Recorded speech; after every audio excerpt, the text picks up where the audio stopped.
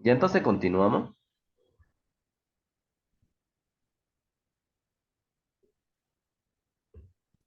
Ya vamos a comenzar un poquito con este análisis. Fíjense que aquí en este súper sencillo ejercicio, nosotros quisiéramos calcular la tensión en ambas eslingas. No, pero obviamente para calcular la tensión tenemos que saber qué es tensión, ¿no? Y cuando nos preguntamos qué es la tensión, ahí nos surge lo que es este señor, Isaac Newton. Ya como le decía hace rato, a él le tenemos que agradecer lo que es el método, metodología estática dinámica para poder calcular las tensiones. Ya bueno, en este caso que queremos calcular tensiones, ¿no? Apague su micrófono, por favor. Y entonces ustedes saben qué es la tensión. Fíjense, una pequeña, un pequeño concepto. Fíjense que nosotros cuando calculamos la tensión, en una de las leyes que nos basamos, es en la segunda ley de Newton. ¿Qué nos dice? La segunda ley de Newton define la relación exacta entre la fuerza y aceleración matemáticamente.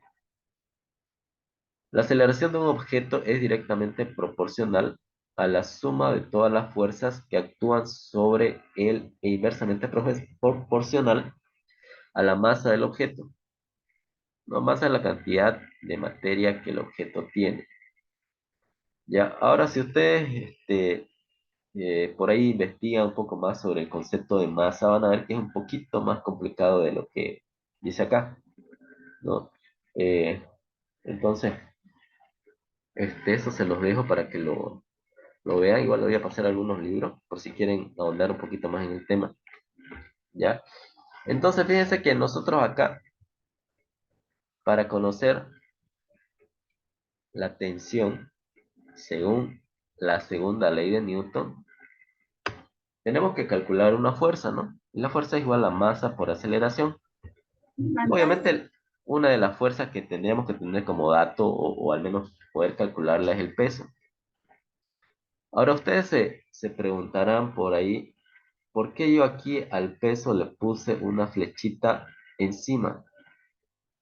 La razón es bien sencilla, ¿ya? La IUPAP me dice que cuando yo me estoy refiriendo a fuerzas o quiero simbolizar fuerzas, lo tengo que hacer mediante la primera letra en mayúscula, en este caso fíjense la F en mayúscula, pero con negrilla, así miren, con negrita, ¿ya? Pero eso no siempre es posible cuando nosotros estamos calculando en nuestras hojas o en la pizarra, ¿no? Aquí en la computadora sí se puede, digamos, ¿no? Pero en nuestras hojas o la pizarra no. Entonces se van a fijar, ya les pasé la ISO 80.000 en la parte uno 2 y 3. Se van a fijar que también puedo simbolizar una fuerza, obviamente también con su primera letra, pero con una flechita arriba. ¿Por qué? Porque eso me simboliza un vector. Ya ustedes saben que la fuerza es un vector, no es un escalar. ¿Ya? Entonces, a ver, eh, aquí vamos a ver. Aquí fíjense. Ahí. Entonces, cuando yo quiero simbolizar un vector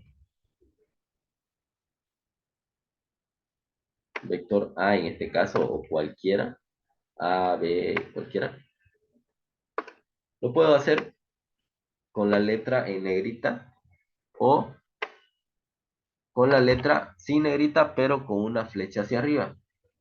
Entonces, eh, yo veo más conveniente el tema de la flecha hacia arriba.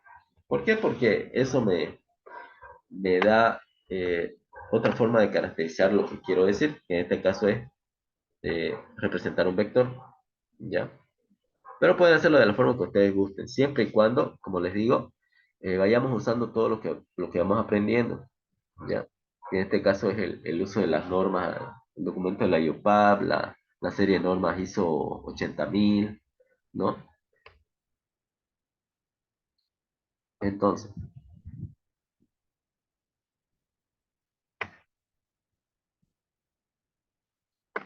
fíjense, por eso es que lo he puesto así, ¿no?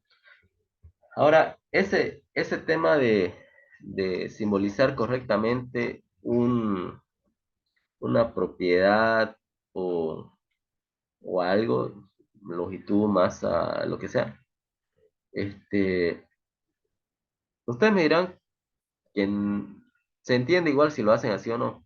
Y sí, tienes razón, digamos, no se entiende, pero no es lo correcto. O tal vez sí, pero sería mejor que utilicemos una base documentada, ¿no? Para poder hacer nuestros cálculos y poner nuestros símbolos.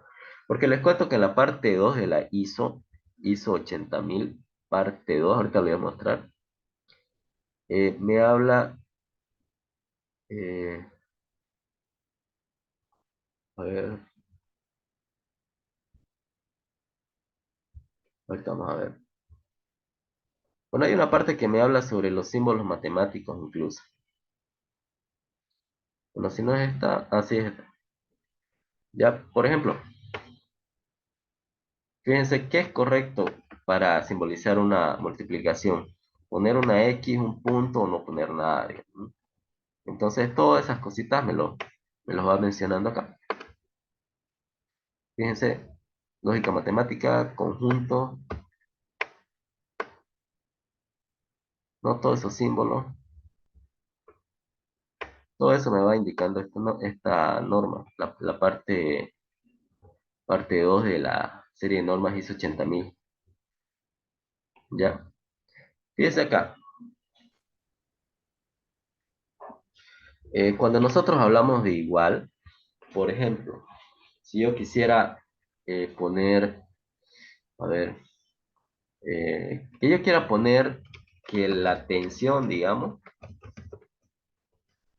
es igual a, voy a inventar un número, 3154,28 newtons. Ya lo voy a poner así, newtons. Ya. Entonces, aquí yo puedo ver que puedo utilizar el signo de igualdad, así las dos barritas horizontales paralelas. O si se fijan acá, también podría usar, se van a fijar, este símbolo acá. Mm,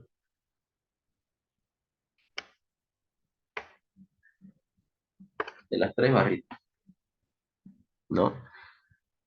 Y eso tiene su porqué, ¿no? Nosotros podríamos utilizarlo, podríamos llegar a utilizar todo eso.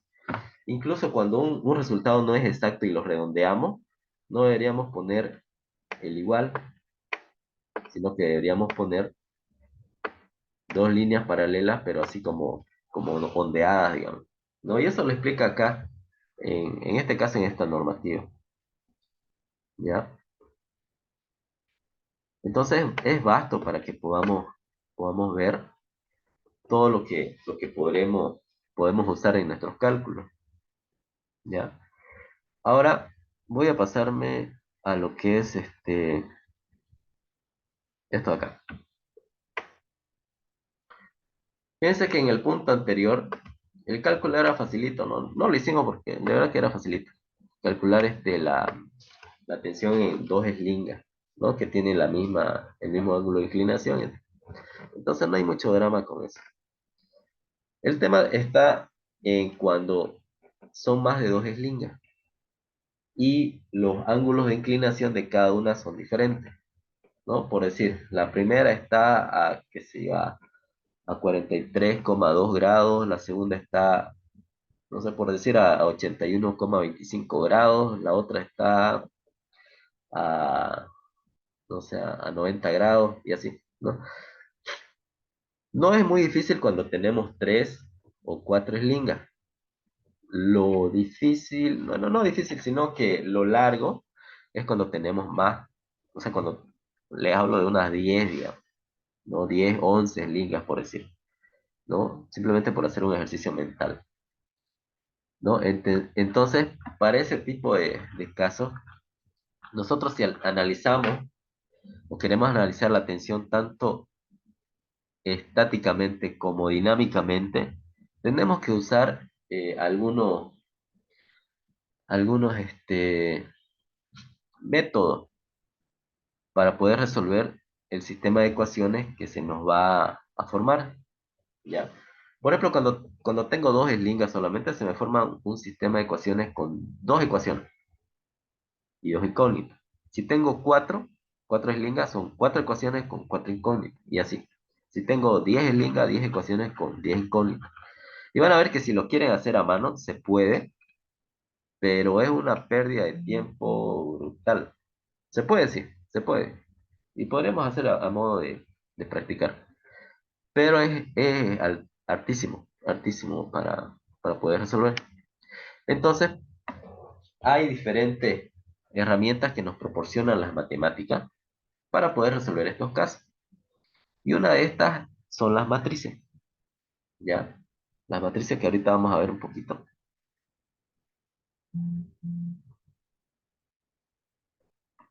Son métodos para solucionar el sistema de ecuaciones generado usando el álgebra lineal.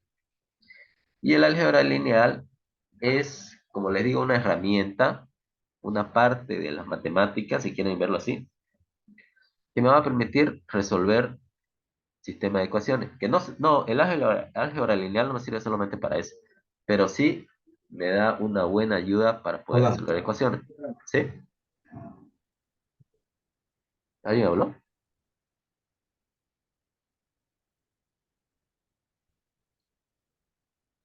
Ah, ya. No hay problema. No hay problema si llegan tarde.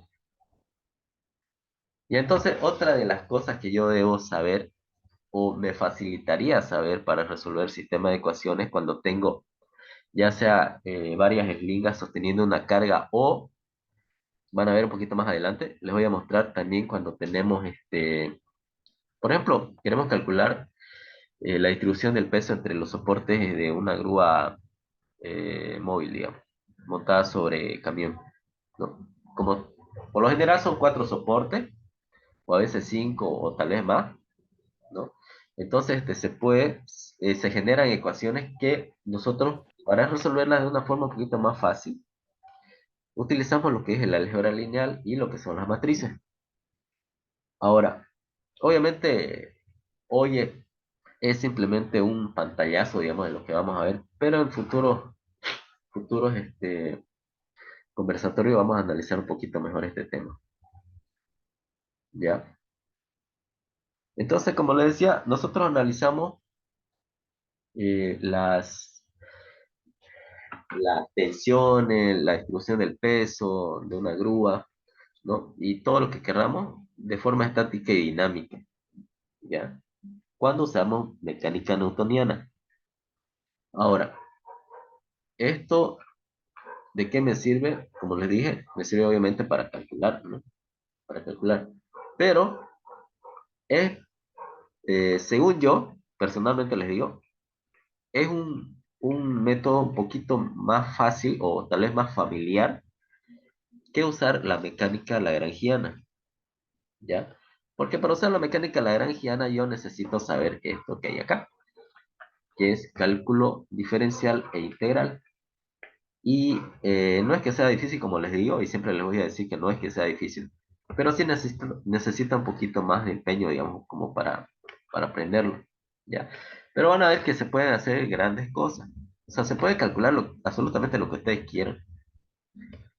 Ya, son diapositivas de un curso que tengo.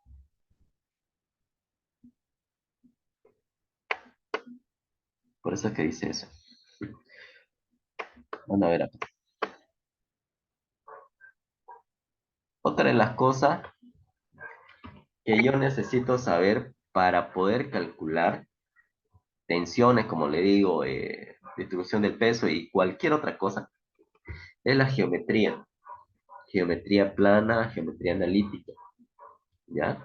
Vamos a ver un poquito de ejemplos con eso. pantallazo, ¿no? Geometría plana,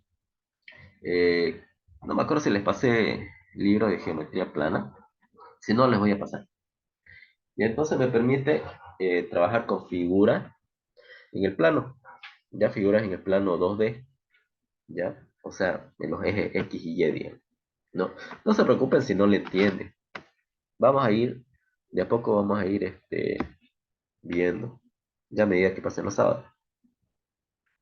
Entonces yo necesito saber geometría plana, necesito saber geometría analítica. ¿Por qué? Porque fíjense que cuando ustedes están calculando tensiones, la primera figura que se nos presenta es un triángulo, ¿no? Triángulo que se forma con la eslinga, la base de la carga y obviamente la altura, ¿no? Entonces un triángulo tengo que saber resolverlo, ya sea por el teorema de Pitágoras, por la ley de seno, ley de coseno, eh, hay otra más que no me acuerdo, ¿no? Entonces tengo que saber, no solamente saber, sino eh, tener el conocimiento para poder ingeniármelas cuando no tengo una herramienta a la vista. Fíjense acá, vamos a explicar un poquito de la fuerza que es la segunda ley de Newton, ¿ya? Lo que vimos hace rato, que dice que la fuerza es igual a la masa por la aceleración. Fíjense, ahí yo tengo un bloque. En este caso, estoy suponiendo un bloque que está sobre un piso totalmente nivelado, así, a 0 grados. Ya simplemente una suposición para el ejercicio. Entonces, ese bloque que tiene una masa m, le aplico una fuerza perpendicular a la superficie vertical del bloque. Ya entonces, fíjense que lo que estoy diciendo, perpendicular, superficie horizontal y todo eso lo aprendemos en geometría plana, geometría analítica. Entonces, tenemos que saber cuáles son esos conceptos. Ya no se olviden que perpendicular es cuando esta superficie forma 90 grados con, en este caso, con esta fuerza. ¿Ya? Dos superficies forman 90 grados. Entonces vamos a suponer que estamos aplicándole una fuerza ahí. Obviamente al aplicarle una fuerza, como se va a mover el bloque, le estoy ejerciendo o se va a ejercer una aceleración. Y no se olviden que la aceleración, como dice acá, es la variación de velocidad en una unidad de tiempo. ¿Ya? ¿Cómo varía la velocidad? Fíjense que todos estos simbolitos, esta letrita griega delta, la B chica o V, como quieran llamarle, tiempo, aceleración, todo eso lo hemos sacado del documento de la IUPAC o del documento de las normas ISO 80000. ¿Ya? Para que todos lo entendamos. Entonces yo voy ejerciendo una aceleración por la fuerza que le voy aplicando al bloque. Fíjense cómo se mueve. En este caso, lo que estoy haciendo es explicar lo que es el Newton, ¿ya? Esa masa del bloque M, esa masa, es una masa de 1 kilo, ya totalmente nivelada, o sea, la densidad del cuerpo es la misma en todos los puntos y todo eso, ¿ya? Simplemente para el ejercicio, ¿ya? Entonces, como yo voy a mover una masa de 1 kilo, la voy a acelerar a una aceleración, valga la redundancia, de 1 metro por cada segundo al cuadrado. O sea, la velocidad va a aumentar 1 metro por segundo por cada segundo que pasa. ¿Ya? Esa es la definición del Newton. Newton. Entonces, si cumplo esas condiciones, esta fuerza me está, le estoy imprimiendo una fuerza de exactamente 1 Newton. ¿Ya? No se olviden que en la vida real lo- los terrenos no son ni idea que son totalmente nivelados. Siempre tiene por lo menos un poquito de desnivel. Podríamos este, decir que sí está nivelado, ¿no? Pero siempre va a tener un poquito de desnivel.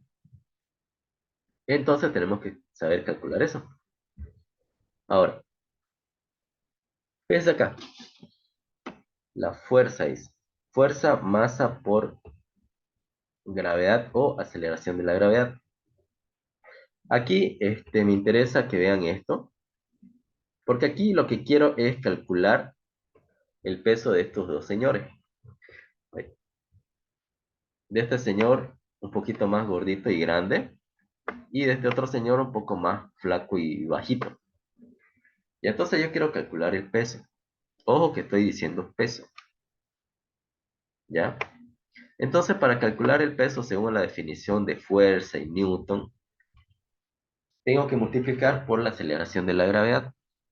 Y fíjense que ahí el valor de la aceleración de la gravedad está como 9,807 metros sobre segundo al cuadrado. Aquí les aclaro que ese valor es al nivel del mar. Ya ustedes saben que mientras más subo, digamos, más me acerco a la atmósfera, mi aceleración de gravedad va disminuyendo. Ya, disminuye poquito, sí, pero el que disminuye. Ya. Entonces, para este ejemplo, simplemente usé 9,807. Ahora, hay algunas personas que no está mal, no está mal, de hecho está bien, que no usan este valor, sino usan 9,8 o 9,81 o algunos he visto que usan 10. No es que esté mal, ¿ya? De hecho, como les digo, a veces me conviene usar 10 acá, de valor de aceleración de la gravedad. ¿Por qué? Porque si yo le pongo 10 ahí, entonces voy a tener un mayor margen de fuerza o de tensión, si quieren llamarlo así, ya cuando calculo. Ya entonces, en algunos casos me conviene usar 10, ¿ya? Ahora ustedes me dirán si se puede calcular este valor de aceleración de la gravedad en donde yo estoy. Por ejemplo, yo ahorita estoy en Santa Cruz de la Sierra, Bolivia, que está, bueno, no me acuerdo bien, pero creo que está a 340 metros sobre el nivel del mar. Entonces, donde estoy yo, ¿cuánto sería la aceleración de la gravedad? Se puede calcular, se puede, ¿no? Hay tablas también. Eh, Creo que no les pasé, pero se puede calcular todo eso y, bueno, si no da tiempo ahora, para el próximo sábado vamos a ver lo que es la ecuación de Newton justamente para eso, ¿ya? Pero les adelanto que sí se puede.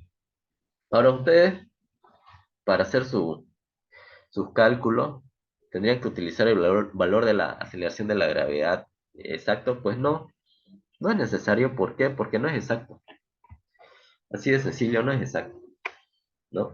Muchas necesitaríamos muchísimos equipos de medición para tener un valor súper ultra exacto. Y no se puede, ¿no? Entonces, analizamos con el valor de la aceleración de la gravedad que nos convenga, ¿ya? Entonces, fíjense acá, yo quiero calcular el peso de esta persona, de este señor grande y este señor chiquito. Entonces, la fórmula obviamente es peso igual a masa por gravedad para ambos casos. Fíjense que estoy usando para ambos casos la aceleración de la gravedad de 9,807 metros sobre segundo al cuadrado. Obviamente, el mismo para los dos porque ambos están al mismo nivel. El señor grande tiene una masa de 91 kilogramos y el señor pequeño tiene una masa de 63 kilogramos. Entonces es una simple pero simple multiplicación.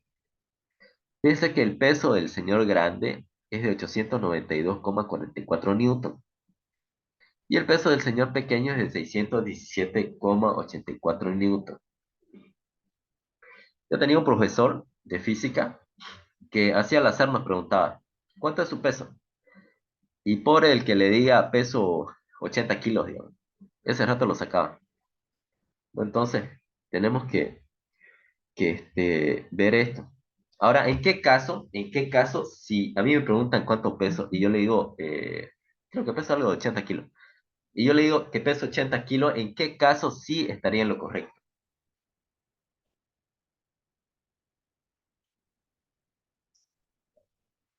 ¿En qué caso creen que mi peso sí es de 80 kilogramos?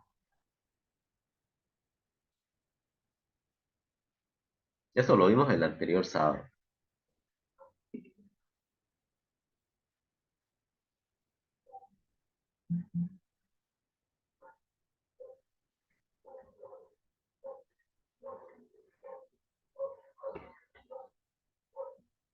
¿Alguien?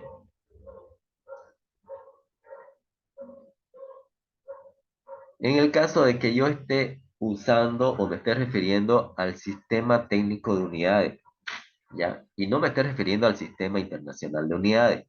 En el sistema técnico no se olviden que la fuerza o peso está en kilogramos, pero no el kilogramo común y corriente que todos conocemos, ¿no? Sino, no se olviden del kilogramo fuerza, eh, a ver, kilogramo fuerza o kilopondio, ¿no? Entonces, si yo uso el sistema técnico de unidades, en ese caso sí, mi peso es de 80 kilogramos. No puedo decir 80 kilogramos fuerza, 80 kilopondio o simplemente 80 kilogramos, ¿ya? Pero sí tengo que enfatizar o aclarar de que estoy hablando del peso en unidades del sistema técnico de unidades, ¿ya? Entonces eso no se van a olvidar. Ya lo mismo para la presión. Ustedes saben que la presión es la relación que hay entre la fuerza y el área, ¿no? Fíjense, es una, es un cálculo archiconocido que todos seguramente hemos hecho, ¿no? Calcular la presión que se está ejerciendo de los flotadores. Yo le llamo flotadores a esto, no sé si todo está bien. Entonces, esa presión que ejercen los flotadores, ¿en dónde? En esta almohadilla, ya sea de madera, metal, lo que sea, ¿no? Entonces, si yo quiero saber cuánto es la presión, obviamente tengo que saber cuánto es el peso, la fuerza, ¿no? Que se está ejerciendo y en en el área que se está ejerciendo. Ahora, la pregunta del millón,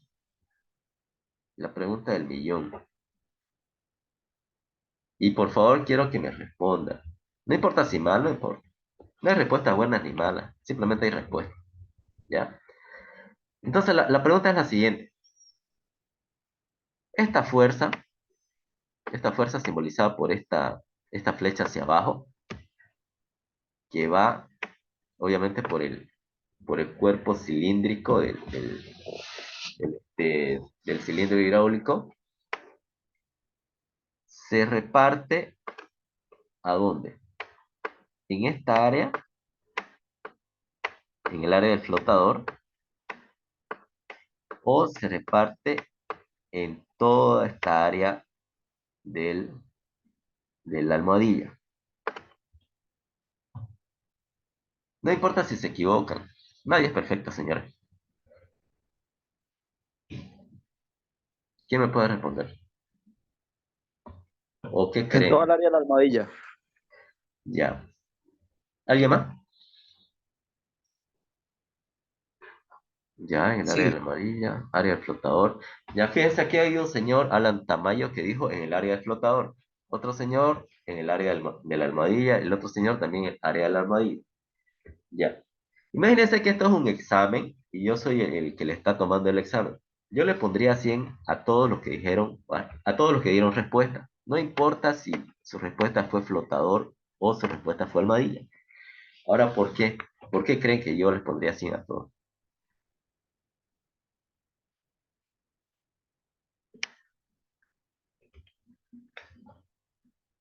¿Por qué creen?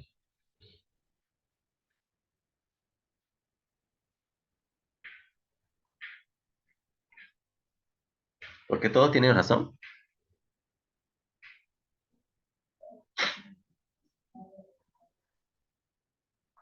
¿O no?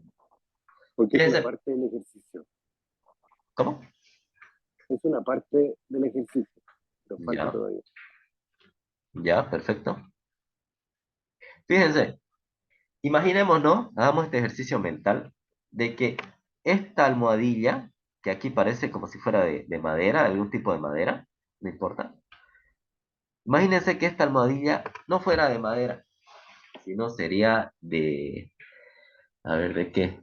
De espuma. Imagínense que yo le puse una almohadilla de espuma súper, pero súper blandita. ¿Qué pasaría ahí? Y sí, ambas reciben presión, correcto. Pero analicen esto. Si esa, bueno, analicen estos dos casos. Imagínense que esa almohadilla es de una madera o un metal súper, pero súper durísimo, que no se dobla por nada. Ya, así yo le asiente unas 10.000 toneladas, no se dobla. Ya, simplemente un ejercicio mental. Ahora analicen si esa almohadilla es súper blanda, que sea súper blandita, así de, no sé, de algodón, no sé. Entonces, ¿cómo se distribuiría la presión en ambos casos? En el primer caso, que la almohadilla sea de un material súper, pero súper durísimo, ¿dónde se distribuiría la presión? ¿O cómo se distribuiría la presión? La verdad que no sería uniforme. ¿Ya?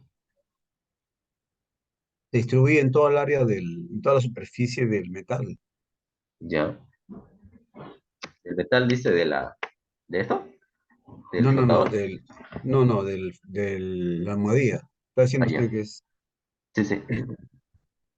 Y si fuera, como les digo, súper blandito, así de algodón, de espuma, de algún material plastofor, que sea así súper, pero súper blandito.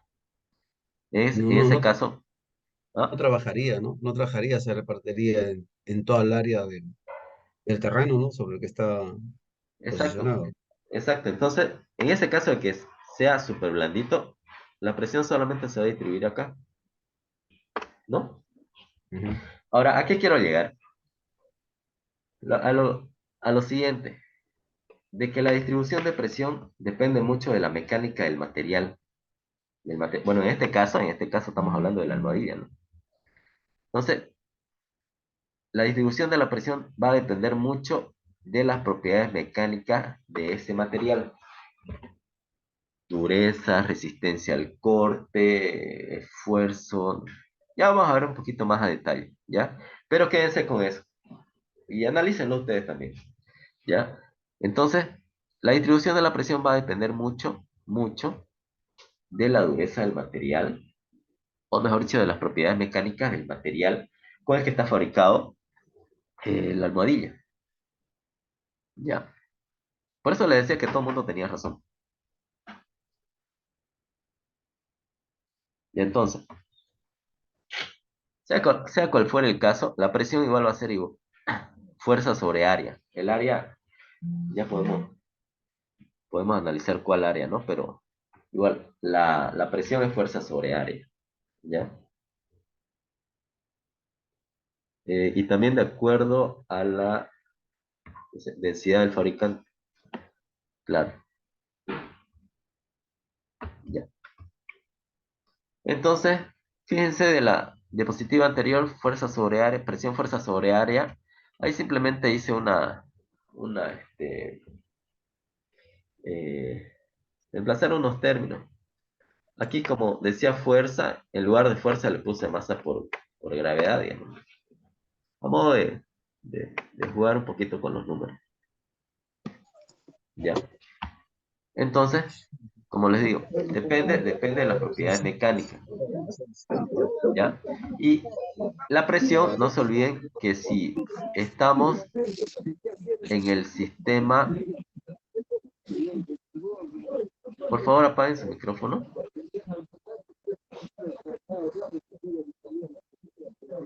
No se olviden si estamos en el sistema, eh, a ver, don Raúl Davis Aniceto, por favor apague su micrófono. Ya. No se olviden que si estamos en el sistema internacional, la presión la medimos en pascales. Ya las unidades son pascales. ¿Y qué es el pascal? Piensa que se simboliza con una P mayúscula y al ladito una A minúscula. Pascal es la relación de Newton sobre metro cuadrado, no se olviden. Newton sobre metro cuadrado, no centímetro cuadrado. Newton sobre metro cuadrado. Ya entonces eso es un Pascal. Ahora van a ver lo siguiente, que el esfuerzo, cuando querramos calcular el esfuerzo, ya sea esfuerzo normal, como el de acá, esfuerzo normal o esfuerzo de corte, cualquier tipo de esfuerzo, las unidades van también de la mano con lo que es presión. El esfuerzo es igual fuerza sobre área. Ya solamente que, fíjense que tiene otra simbología. Tiene una letra griega y seguida por una N mayúscula cuando el esfuerzo que queremos calcular es el esfuerzo normal. Ahora, ¿qué es el esfuerzo normal? Fíjense acá. Fíjense que ahorita estamos hablando de mecánica de material, y es otra de las cosas que yo necesito saber para ampliar, digamos, mi herramientas para poder hacer cálculo. Entonces, ¿qué es el esfuerzo normal? La palabra normal, por si acaso, me hace referencia a perpendicular. Y hace ratito habíamos visto a lo que se refiere algo cuando es perpendicular, o sea, forma 90 grados con una superficie, ¿ya? Entonces, bueno, se colgó esta. Señores, porfa, nos damos 5 minutos, mientras esto vuelve. Ya, 5 minutos y de ahí volvemos, por favor, les aviso. Ok, ok. Sí, sí, Gracias.